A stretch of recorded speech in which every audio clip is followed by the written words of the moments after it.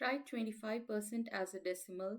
So 25% is 25 over 100, which is equal to 0.25 as a decimal. Here are first four even numbers. Find the 10th even number. So the first even number is 2, the next is 4, 6, 8. They are all multiples of 2. So the next multiple of 2 is 10, then 12, 14, 16, 18, and the 10th multiple is 20. Change 15 centimeters into millimeters. So we know 1 centimeter has got 10 millimeters. So 15 centimeters will have 15 times 10, that is 150 millimeters. Write down the multiple of 9 that is between 20 and 30. So if I list the multiples of 9, so 9 ones is 9, 9 twos is 18, 9 threes is 27, 9 fours is 36, and there are many more. So the multiple which is between 20 and 30 is 27. Work out 500 plus 145. So you need to add 500 to 145. 5 plus 0 is 5, 4 plus 0 is 4, 5 plus 1 is 6. The sum is 645. Javed hires a car for 10 days. He pays £45 for each day. He also pays £30 for insurance. Javed pays with 10 £50 notes. Work out how much change he should get. So he hired a car for 10 days and each day he's paying £45. So for 10 days he will pay 45 times 10. That is £450. And he has to pay an extra £30 as an insurance. So total value he will pay is 5 plus 3 is 8, 480. So he will have to pay £480. Instead he's paying in terms of like 10 £50 notes. So he has paid it as 10 £50 notes. So that is he has paid £500. How much change should he get back? He needs to take away 480 from 500. So this is 0, 4, that is 10. 10 take away 8 is 2. So he will get £20 back.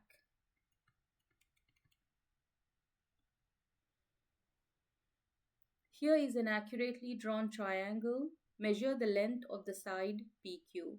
You have to take a ruler to measure the length of PQ. So make sure you are measuring it accurately by keeping this 0 exactly at point P and measuring all the way here till Q. Here I'm getting it as 9.5. So the answer to this question is 9.5 centimeters. Well, a precision of 0.2 centimeters up or down is accepted. So any values between the range of 9.3 to 9.7 is correct here. What type of angle is the angle marked X? The angle X looks like it's less than 90, so it's an acute angle.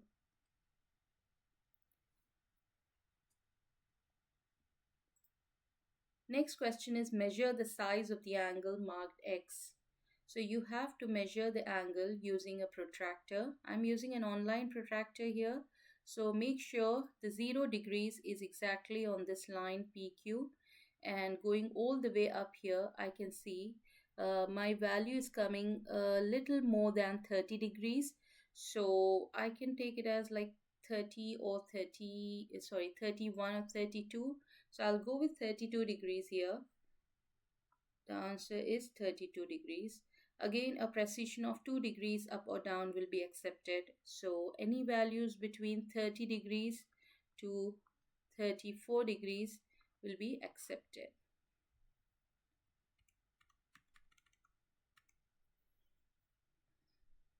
Write down the coordinates of point A. Point A will have an x value and a y value. So the x value will be the number on the x-axis. So here the point A here is 3 units far away from 0 on the x-axis, and it's 1 unit up on the y-axis. So the coordinates here are 3, comma 1. On the grid, mark with a cross the point 3, comma minus 4. Label this point B. So the point B is 3 units along the x-axis and 4 units down here. So it is exactly this part. This is the position of point B. Write down the coordinates of the midpoint of AC. So there is a point C here. So if I connect AC and see where the midpoint, where is the middlemost location for this line AC. So one way of doing it is I can just connect C and A and see where is the midpoint. Here I see uh, it's here somewhere here, because these are the so I can see equal units on either side of this point. So this is at 0 units on the x-axis and 2 units up here. So the coordinates of the midpoint I'm getting here is 0, 2. There is an alternate approach as well, taking the coordinates of point C and finding the average of A and C, we get the midpoint. So I am showing you that method as well. So what are the coordinates of C here? Well, I can see they are -3 on the x-axis and 3 units up here on the y. So -3, 3 are the coordinates of point C. Now to find what is the middlemost location, or what is the midpoint of the x values and the y values, we have to find their average. The average of the x values here is -3. You need to add to this 3. So -3 plus 3 over 2, since we are taking two values. Similarly, the average for the y values will be 3 plus 1 over 2. -3 plus 3 is 0. 0 over 2 is 0. 3 plus 1 is 4. Half of 4 is 2. So I'm getting the midpoint as 0, 2 when I'm using an alternate approach as well. So the answer is 0, 2. Millie collects stickers of sports players. She only has stickers of tennis players, football players, and cricket players. The incomplete bar chart shows some information about the number of stickers she has. She has got 40 stickers. Complete the bar chart. So there are two bars given, each for tennis and football players. The cricket players bar is missing. We have to figure out how to draw that. We have to actually draw the bar for the cricket players. So starting from the information we have, how many tennis player stickers has she got? Because there are the number of stickers are represented on the y-axis.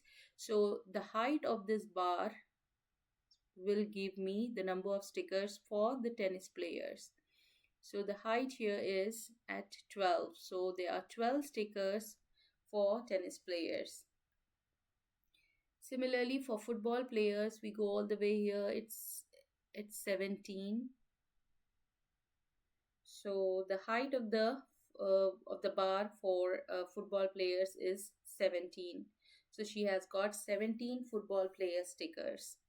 So to how many stickers has she already collected here? She has got 17 plus 12, which is 29. If you take away 29 from 40, so from 40, if you take away 29, you will get the remaining stickers she has got. So this is 3, this is 10, take away 9 is 1. So she has got 11 more stickers now. So you have to draw a bar of height 11, which will represent the cricket player stickers. So 11 here is between 10 and 12. So I'm going to first draw this part and take a ruler and draw these, complete the bar chart.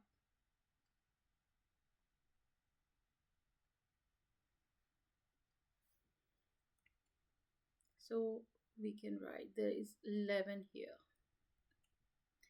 What fraction of the 40 stickers are stickers of tennis players? So out of 40 stickers, what is the fraction for tennis player stickers? Your answer must be in simplest form. So how many tennis player stickers has she got?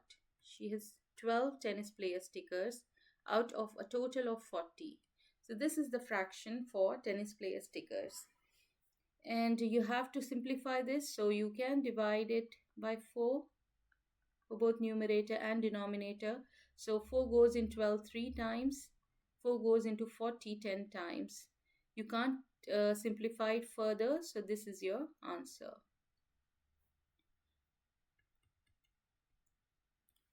Ivan also collects stickers. He only has large stickers and small stickers. For his stickers, the number of large stickers to the number of small stickers is 5 to 4. Write down the fraction of Ivan's stickers that are large stickers. So you have to find the fraction of Ivan's stickers which are large. So the ratio here is the large and the small stickers ratio is 5 to 4. So the fraction will be the number of large stickers he has got, which is 5, out of the total number of stickers. So the total number of stickers here will be 5 plus 4, that is 9. So 5 over 9 is the answer for this. Write the ratio 5 to 4 in the form n to 1. So to change this ratio in the form n to 1, I have to make this part of the ratio as 1. How can I make 4 1? You have to simply divide it by 4. So when you're dividing this part of the ratio by 4, you need to divide this part of the ratio also by 4. So 5 divided by 4 is 5 fourths. 2. 4 divided by 4 is 1. So now I have changed this ratio to its equivalent form as 5 fourths to 1. You can convert this fraction into a decimal by dividing the numerator by denominator. So if you divide 5 by 4, 4 ones is 4. Take away 4 from 5, you get 1. Put the decimal, take 0. 4 twos is 8. Take away 8 from 10, you get 2. Since there is a decimal, you can put the 0 here. 4 fives is 20. You take away 20, the remainder is 0. So the fraction, so for this fraction 5 fourths, it's equal to 1.25 as a decimal. So the final answer is 1.25 to 1.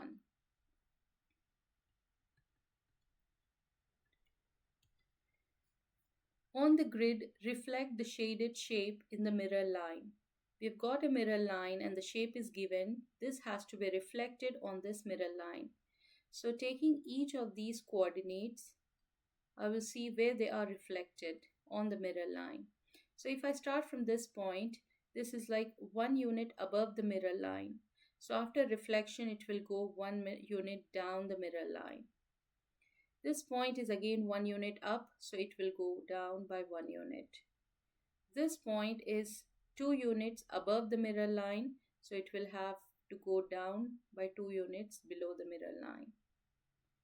And the final point here is 1, 2, 3 units above, so it will go 1, 2, 3 units below the mirror line. So I'm using a ruler to join these points so that my graph looks better. So so the shape looks better. So connecting all these points together. So this is the reflected shape. Write down the equation of the mirror line. So this line, the line of symmetry or the mirror line, is passing through 1 on the y-axis. It's crossing 1 on the y-axis. So the equation of this mirror line will be y equals 1.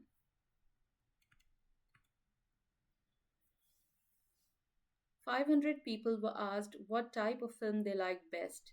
280 of the 500 people were adults. 100 of the adults said they liked action films. 80 of the children said they liked thrillers. 150 of the people said they liked action films best. And 200 of the people said they liked comedy films best. Complete the two-way table." So there is some information in the question. Based on this information, we have to fill the two-way table.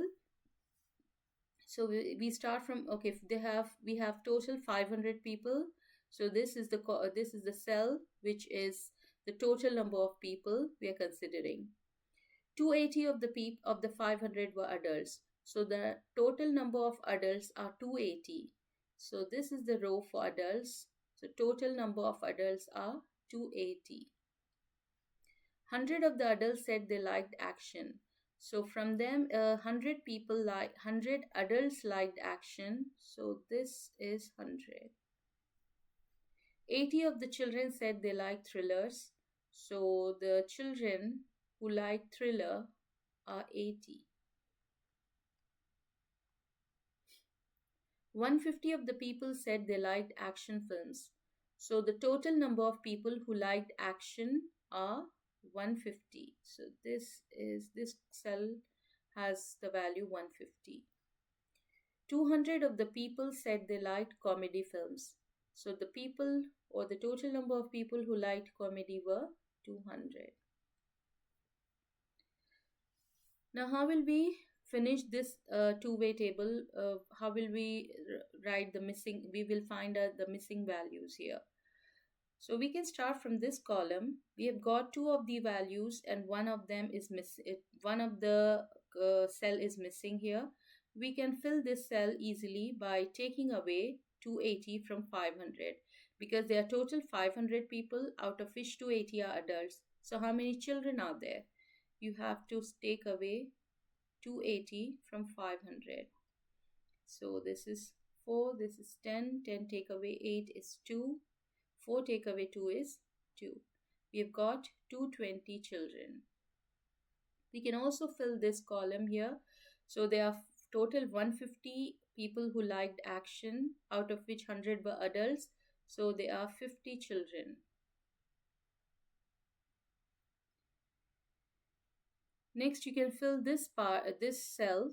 There are 200 people who liked comedy, 150 liked action out of total 500 people.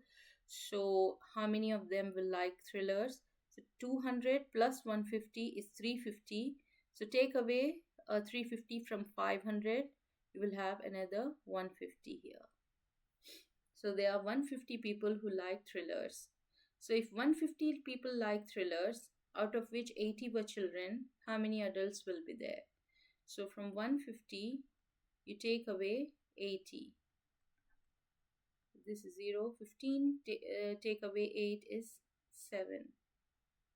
So we have got 70 adults who like thrillers. So now you can fill this cell here. So there are 70 70 people, 70 adults who like thrillers, and 100 I liked action. So there are total 170. So 170 so you have to take away 170 from total 280 to get the number of adults who liked comedy. So 280 take away 170. You will have 110 adults who like comedy. And last cell is the number of children who would like comedy will be, you have to take away 110 from 200. So 200 take away 110. You will have, this is 1, this is 10, take away 1 is 90. So we have filled all the information here. Just to make sure all your answers are correct, you can go all the way here across the rows and the columns to see the total values are coming up as correct. The next question asks, find the probability. Okay, one of the 500 people is chosen at random. Find the probability that this person is an adult who said they liked action films. So we have to find the probability that a person who is an adult will like an action film. So how many adults will like action films? There are 100 adults. So as a probability is always written as a fraction or a decimal. So I'm going with a fraction here.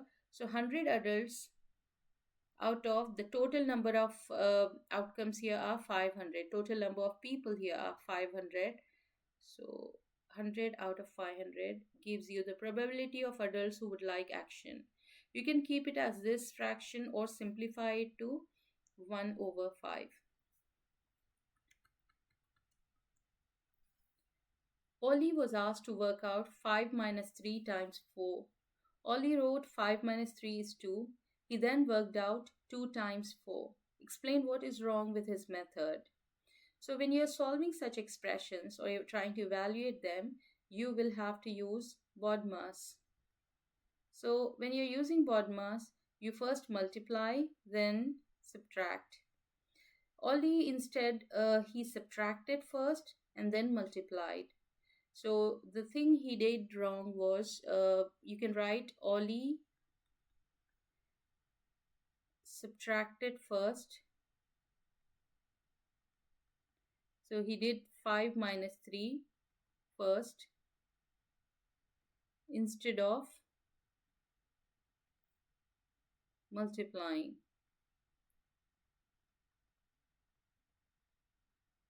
So he should have multiplied 3 times 4, and that this answer needs to be subtracted from 5.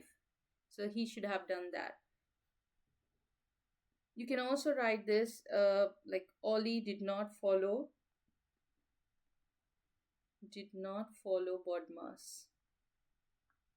BODMAS principle or BODMAS rules.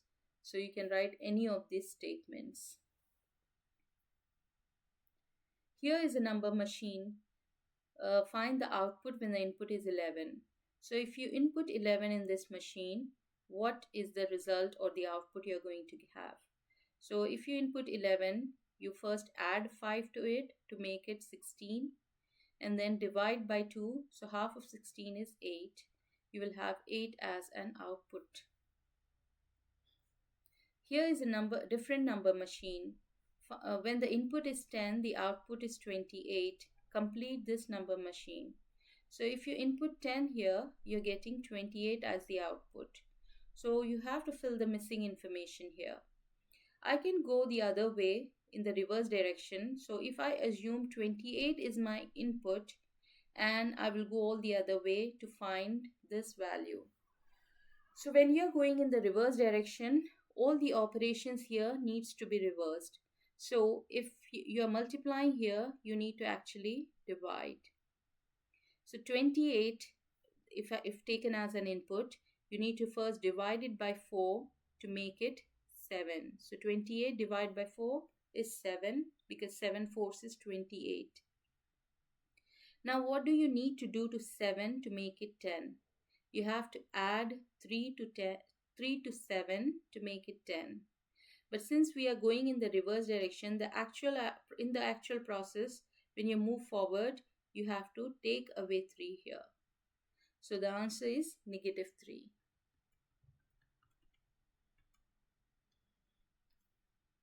Here is a cuboid of length 10 centimeter and width 4 centimeter.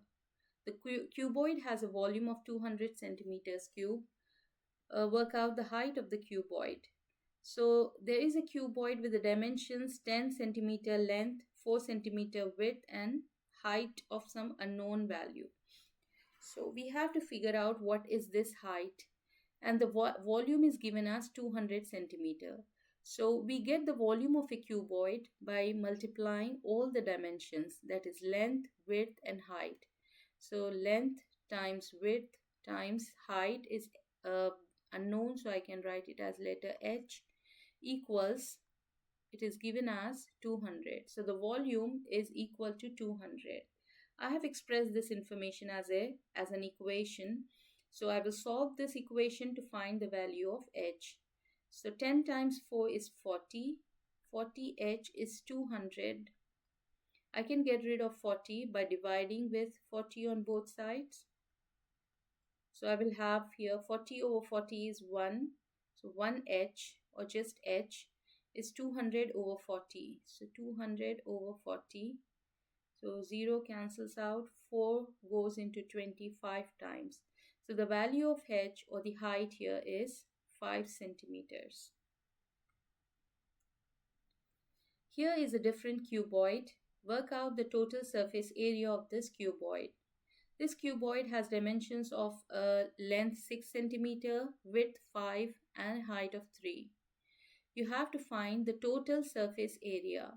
Total surface area will be the area of each of the faces combined together. You have to first find the area of each of the face and add them all together. So in a cuboid there are 6 faces, total of 6 faces, which contains like 3 identical pairs of rectangular faces. What does that mean? So we can see the front face here, which has got the dimensions like 6 times 3. So this first face, the front and the back face will be exactly same, which has got the dimensions of 6 by 3.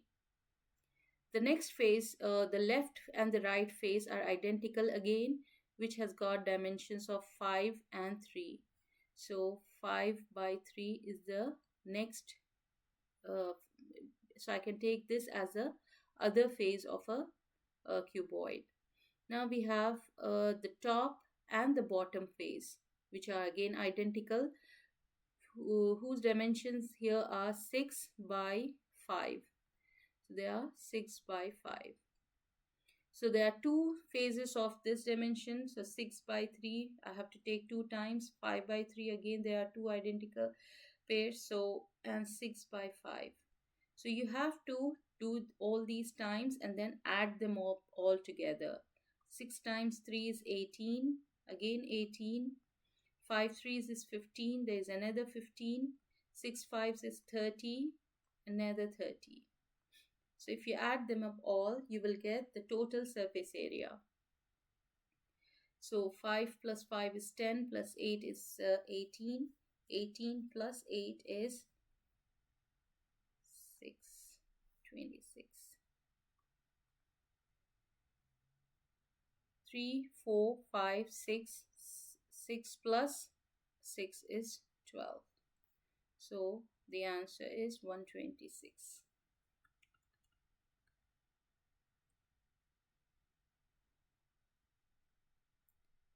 Factorize 6a plus 15. So to factorize this, we have got two terms in this expression. The first term is 6a, the second term is 15. You have to find out a common term or the highest common factor of these two numbers to take out as a common term. So what are the factors of 6 and 15? 6 is 2 times 3. 15 is 3 times 5. So the common term here is 3. That is the HCF actually. So I take out the common term and then I will write down the remaining terms inside the parenthesis. So if I take out 3 from 6a, what am I left with? So you need to divide 6 by 3. So 6 by 3 is 2. We get 2a as the remaining first term. And for the second term, 15, if you divide 15 by 3, you get 5. So that is the remaining part of the second term. So this is how you factorize this expression. The answer is 3 times 2a plus 5. Solve 4 times 3y plus 1 equals 28. So you have to solve this equation. First thing is I will expand the term on the left side. So how would I expand? I will multiply every term outside with every term inside the parenthesis. So 4 times 3y is 12y. 4 times 1 is 4. This is equal to 28. Now I have to find the value of y. So I need to get rid of this 4 and 12. So first I will get rid of 4 by taking away 4 on both the sides of the equation. So this 4 cancels out. I have 12y equals 28 take away 4 is 24. Then again I will divide by 12 on both sides to get 1y, that is just y, equals 24 over 12. How many 12 goes into 24? It is 2. There are 2. So 12 times 2 gives you 24. So the value of y is 2. 1 cup of tea and 1 cup of coffee cost 4.5 pounds. 3 cups of tea and 1 cup of coffee cost 8.5 pounds. Work out the total cost of 4 cups of tea and 3 cups of coffee. You must show all your working. So in the question, we have got the combined cost of a cup of tea and a coffee, another combined cost of 3 cups of tea and a coffee cup. But we don't know what is the individual cost of each of these items. So in order to find this answer, we need to know how much will be the cost of 1 cup of tea and the 1 cup of coffee.